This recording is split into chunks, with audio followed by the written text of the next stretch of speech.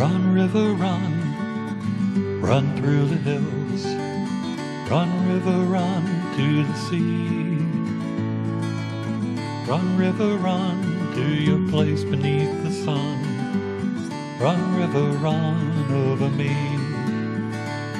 This is Jan Lewis. Welcome to be my guest. Today we have Charlie Cook with us, and he is the Area 52 head of the Toastmasters here in Massachusetts. And we have a little treat today. Our camera went off in our regular studio, so if you think it looks really different, it is. We went across the street to do this, and thank goodness we do have this facility to do this in, because we have two guests who got backed up because of it, but they're very good sports. I see Donna smiling in the background, and good thing he knows how to talk, because he kept me entertained while we were waiting. So, Charlie, when did you get into the Toastmasters? Well, thank you very much, Jan. I got to say, first of all, I'm not the head of Toastmasters. I'm a little guy that's far down on the totem pole. Yeah. But I am the area director of Area 52. Yeah. And it's been a lot of fun for me. It's one of the things that I'm working on is getting my Distinguished Toastmaster Award, and being an area director is one of those things that I had to do. How long does that take to get that? Honestly, it depends on how long somebody wants to put the time in, and how much time they put in, and how fast they want to do it.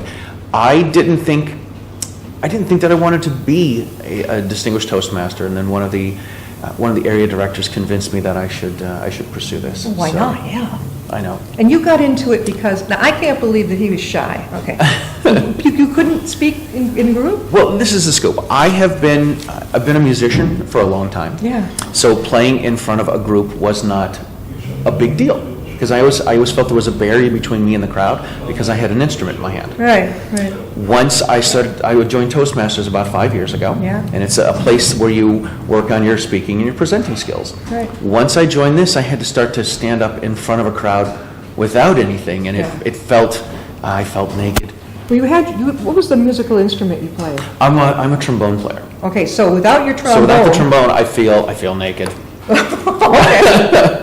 Right, I feel exposed. I feel with having an instrument in my hand, there's something between me and the people. Without having that, even though there's sometimes a lectern between me and the people, right, or me and the crowd and the audience, that was nice to have that little barrier there. Now, do you find that carrying the microphone around or just standing at the podium is easier for you?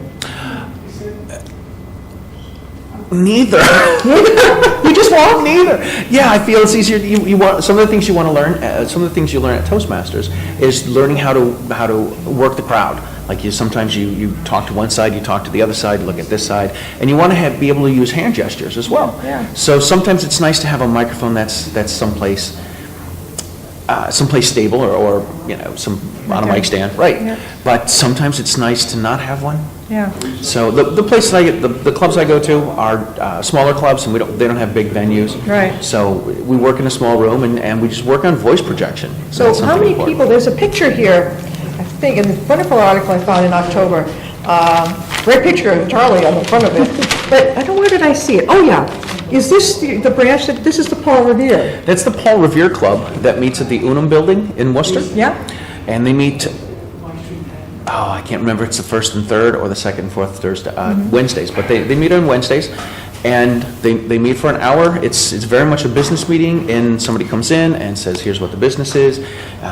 They sometimes go through, did anyone speak outside the club? Then what they'll do is they'll have a Toastmaster who's basically the MC for the meeting. That would be like you. And yes, I would be the Toastmaster, and I would say, all right, our first speaker is going to be so-and-so, and I would have an introduction for them, and they would come up and do a speech that's usually 5 to 7 minutes long. Yeah. And most of them are prepared speeches, so the things that, they do the prepared speech, and then another person would do a speech, and then another person would do a speech, and then we would have one person at the meeting who's an evaluator, or we sometimes have several evaluators. Sure. And they're working from a manual, and there are certain objectives that they need to achieve with each of the speeches. Yeah.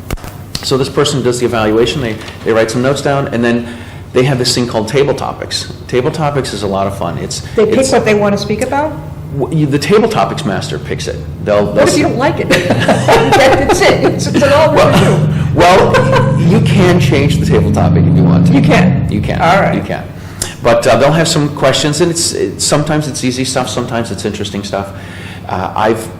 what I've done as a Table Topics Master is I've gone through magazines and cut out pictures, and I'll hold up a picture on a white cardstock paper and say, okay, tell us what's going on in this picture. And then so they'll have to come up with something creative to describe what's going on in the picture. So are they standing up there in front of everybody when you hold the picture up? Oh, yeah. I hold them out like a deck of cards and say, here's some pictures, pick one.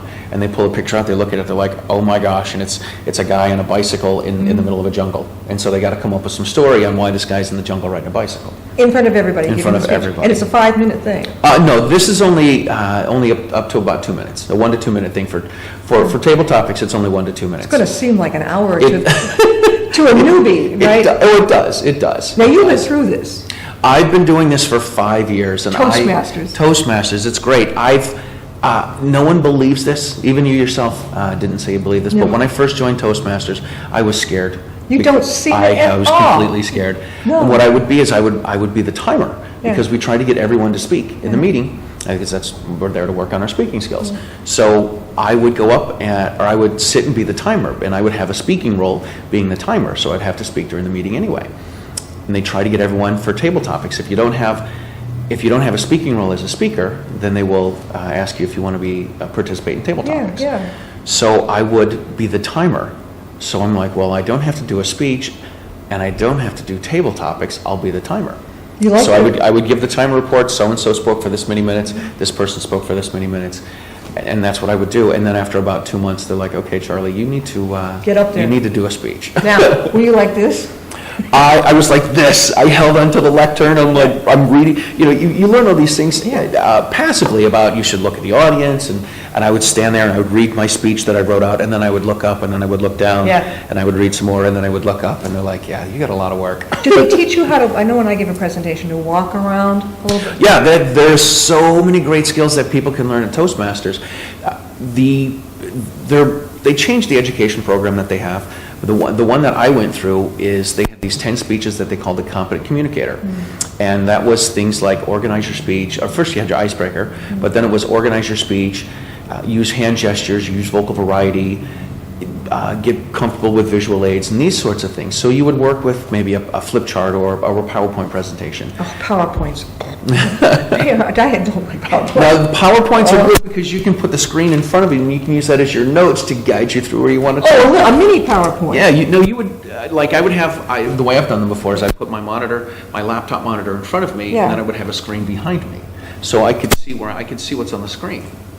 See, this is what we do. So you do that at every Toastmaster? No, not everyone. No, it all depends on if there's, it all depends on what the speech does. So it depends. Now, then we're talking with Charlie Cook, and he is the Area 52 representative? What would you say? Area director. Area director. Area 52 of Toastmasters in Sturbridge. My home club is in Sturbridge, but most of the clubs that are in Area 52 are in the Worcester. They're in Worcester? Yes. Where do you meet and when? Boy, I belong to, well, I don't belong to 4 clubs. I'm a member of the Village Toastmasters in Sturbridge, and we meet on Thursday evenings. Where do you meet? We meet at the Chamber of Commerce. Yep. And we meet from 7 until 8:15. Yeah. And that's every Thursday. One of the clubs I belong to is called the Central Club. They meet at Nana's. They meet on Wednesday nights, every Wednesday night. I belong, there's a club at WPI, and that's just for WPI students. Oh, they're interested in Toastmasters. They have, it's all college kids. Okay. Which is cool. Then there is the Paul Revere Club, which meets at the Unum. I guess it's the old Paul Revere building. It's right downtown. Yeah. Right. And they meet, I can't remember, it's the first and third or the second and fourth Wednesdays. I know, I should know this. This is my job as the area director. I should know these things. How did they get a hold of you, Charlie? If they would like to? A great way to find things is to go to Toastmasters.org. There is a Find a Club, and you can find a local club and type in your zip code. You can find some local clubs to check out, and they're great. They're always welcoming to visitors to come down and check them out. And it's great to work on your speaking skills and get some leadership skills, and who knows what you can do. Now, as a person who would come to Toastmasters, most people probably are coming because they know that maybe in their business or somewhere they're going to have to get up in front of people. Yes. And they're nervous. Absolutely. We have, Toastmasters has corporate clubs that are at businesses, like we have one at AbbVie, at the AbbVie Laboratories in Worcester. They have a couple clubs there, and it's people that have to do speaking for their work. The Village Toastmasters that I belong to, it's a community club. So it's local business people, people that want to get away from their, people that want to push their business, or some small business people, or people that want to get away from their families on Thursday nights. Oh, I'll see you later, kids. I'm gonna go. Right. And that's kind of what, how I got into it is a friend of mine encouraged me to do this as something to do. I was divorced and demoted at my job, and I had some free, I don't want to say I had free time, but I needed to do something with myself. Right. So I went to one of the meetings, and she wrote a check and filled out an application. And then the next week, I went in and filled out a check and application. She came with me, and then the third week, she never came back. And That was it, right? that was it. I kept going. Is there a fee? There is a fee. There is, it varies from club to club, Right. but it's honestly, if you're really looking for a value for your money to hang out with people that are encouraging and supportive, people that will give you some positive feedback. If you want to talk to people that are goal setters and working at achieving goals, Toastmasters is really the place to go. I can imagine feeling like, I think I visited one in Worcester, so I don't know, long ago. I was curious. And the feeling that people are going to critique you, but it's a good critique. It's good natured. It's not, we're going to, slam you. There's none of that. It's the whole compliment sandwich. They say something nice, and then they say, you know what, I would have done this differently, or maybe you could have done this, or Yeah. or try this approach.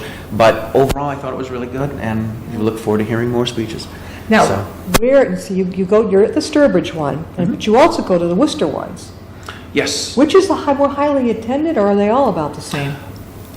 I'm going to say out of the 4 clubs that are in my Area 52, the one that is the biggest is the Central Club that meets at Nana's, which is, it's where the new ice rink is. Oh, Lake Avenue. In Oh, Worcester? It's in Worcester. There's not that ice rink. There's a new hockey rink. It's down near the Compass Tavern. Okay. It's near the Compass Tavern and I think Green Street. I forget what That road must be it's on. further down, heading for Leicester.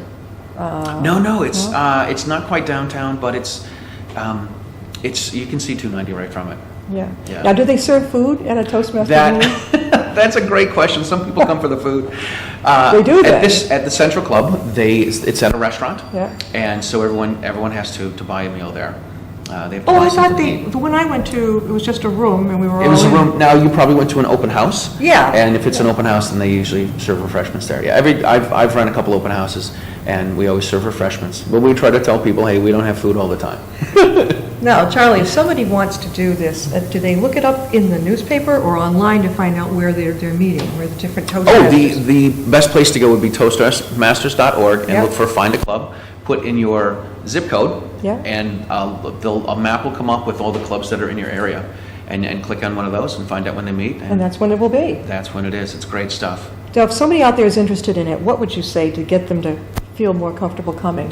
I will tell you this, one of the huge things that this did for me was a confidence booster. I have a job, I have to speak in front of people for my work, but I don't see it as speaking in front of people for my day job. But this has pushed my limit and my comfort zone a little bit further, and I pushed my comfort zone a little bit more and a little bit more. And everyone that I've met at Toastmasters has been great, and they're encouraging, and they're very supportive. One of my friends that's in a Toastmaster club is an author, and he's written a couple of motivational books, and he does these fire walks. So you walk on fire with him, which is pretty cool. Are you serious? Yeah. Fire and bare feet? Yes, I've only done it 3 times. I don't know It's if I not could so do that. I bad. don't You can know. totally do it. You've done it? I've So what's the three point of times. it? The point of it is, honestly, the point of it is to get over your fears. Well, that's not how I'm going to get over it. I It's- got to get up there. I'm not going to get up there and speak. See, now, even though the Toastmasters and Walking on Fire aren't related, they are related. Yeah. Because once you get up and start speaking in front of a group, Yeah. it gets a little easier, a little more comfortable, Yeah. you're more relaxed. With Walking on Fire, you get on the fire, you can't stop. No. The only people that get burned are the ones that stop, so you just got to keep going. And once you start a speech, there's a timer that's keeping track of time, and you just keep on, let it go. And you're glad you went. I can't tell you the ways that it's changed my life and the opportunities that I've had because I joined Toastmasters and gained confidence in myself and started working on my speaking skills, and it helps with leadership, it helps with communication skills, It's really upgraded a lot. You would of never things in my think that life. this fellow would have needed to go to Toastmasters. Did you say that you have your own show? I do. I have a YouTube channel where I interview people in my car. How do they get a hold of you? If you look for Riding Shotgun with Charlie, I have a YouTube channel, I have a Facebook page, and a podcast. If you look for Riding Shotgun with Charlie, it's me interviewing people in the car as we drive around. Now, explain that, because a lot of people are going to think, aren't you supposed to be driving? And You're supposed to be. How are you doing this now? So I have 3 GoPros that I have in the car, and I have little microphones on them, and I put them up. I put one on either side of the window, so there's a camera that gets me, there's a camera that gets a passenger, and then I put one by the rear view that gets me and the passenger together. That's pretty amazing. Yeah, I started this idea because I sat with my Toastmaster friends one night, and I said, I drive a lot and I talk a lot. How can I put these 2 things together? Genius. So, Genius. if I can turn it into something, it's the way I say it is, it's an expensive hobby for me. Yeah, If I can turn it into making a couple of bucks and breaking even, that would be awesome. Well, before we end, Charlie also is a teacher, right? Yes, I've been a teacher for a long time. I've been a musician and a teacher, and I teach at a number of Catholic schools. Yeah, and So- you teach music also? Yep, that's You do. what I teach. I teach band and violin. Band and violin. But you played the trombone, right? Trombone is my main instrument, Yeah. but at school I play the trumpet and the violin and the flute. What age group? I have kids all the way from 1st grade to 8th grade.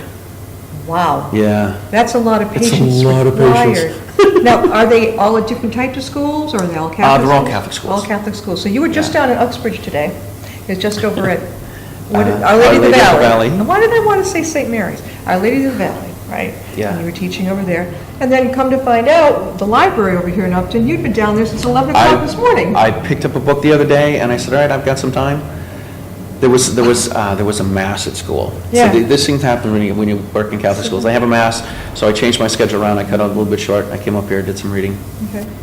Now I'm Charlie, ready before to- what's the main email that they can reach Toastmasters to find out other things about? Again, the place to go to is toastmasters.org. That's the Toastmasters International website. Yeah. But if someone wanted to contact me, my email address is charliearea52@gmail.com. How about that? Charlie Cook, Toastmasters. So if you're a little bit shy and you know you're going to have to start giving presentations, go on over to a Toastmasters meeting. We have them all over the lot. They're all over the world. How many in the United States do you think? Oh my goodness, I don't even know. I know that there's over 200,000 members of this. And you don't have to just join one group. You can be all the groups. I might be a little bit of a junkie. I belong to 2 clubs, Yeah. and I oversee 4 clubs. Amazing. Thanks, Charlie, for being with us. Awesome. Jan, thank you very much. You're It's been a welcome. pleasure. We'll Thank see you you. next time on Be My Guest.